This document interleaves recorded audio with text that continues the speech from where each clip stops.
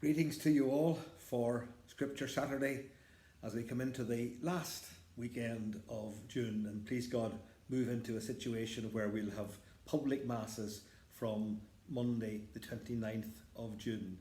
I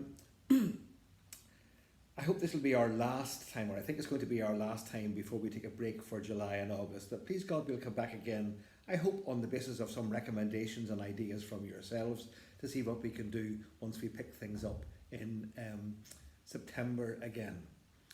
Can I ask you just again to look at the readings that are coming up this Sunday? You can get them easily enough on universalis.com, universalis.com, and simply look for the 12th Sunday in Ordinary Time and look up the readings. You'll know probably from the Sunday readings that there's generally a reading from the Gospel, the third reading, and this year, as you know, it's St. Matthew's Gospel, and the first reading is always parallel to that. There's something in the first reading that ties in with the Gospel reading. So for this week, as you begin to look at the three readings available to us, try and find why the first reading from the Old Testament about Elisha, why that's in some ways connected with what Jesus is telling his disciples in the Gospel about going out and being missionaries in their day. So normally there's a link between the Gospel and the first reading. The second reading goes on a parallel track, and at the present time we're reading from the St. Paul writing to the church in Rome, the letter to the Romans. But there's one of the big key themes of the love story between God and humankind that appears in both our second reading and our Gospel today. It talks in both of them about dying to yourself, taking up your cross and following Jesus. Those who lay down their lives are the ones who will live, and those who are too attached to their lives won't live. That may all sound in our society quite a silly statement to make, a strange idea.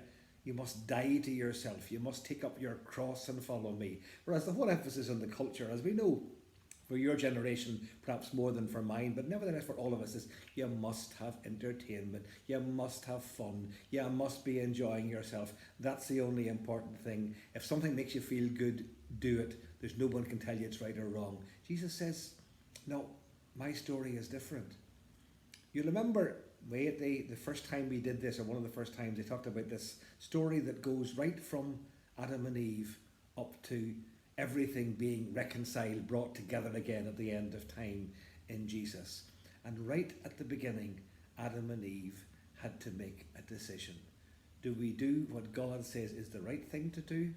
In other words, not respond to our hungers, or do we do what the temptation to pleasure tells us to do?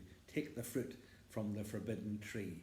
And of course, they make the damning decision, Adam and Eve, and the consequences that come from that are described right down through the Bible.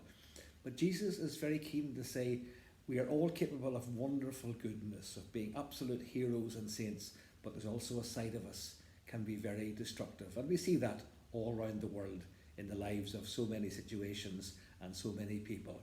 We are capable of doing great things, and we are capable of doing very, very stupid, destructive things that we regret and that can do damage. So Jesus says if you really want to develop the grace-filled side of yourself, the good side of yourself, the call to heroism and sanctity in yourself, that means dying to some of the hungers that you have, dying to some of the things that you think, well, fantastic, it makes no difference, go ahead, enjoy yourself, obey your thirst. Jesus says no. If you want to train yourself to be heroic, to be saintly, that does mean dying to some of the aspects of your own life. And to use the whole image of the cross and resurrection, dying to yourself is the only way to really rise in resurrection, to rise to new life. So look at these ideas in the Gospel today and in our second reading. After you've sussed out the connection between the first reading and the Gospel, look at that and say, what are the areas in my life I would like the Lord's grace to help me develop? And what are the areas in my life I need to die to if I really want to be the wonderful person that God called me to be? At my baptism, at your baptism, you were told You are my daughter, you are my son, my beloved.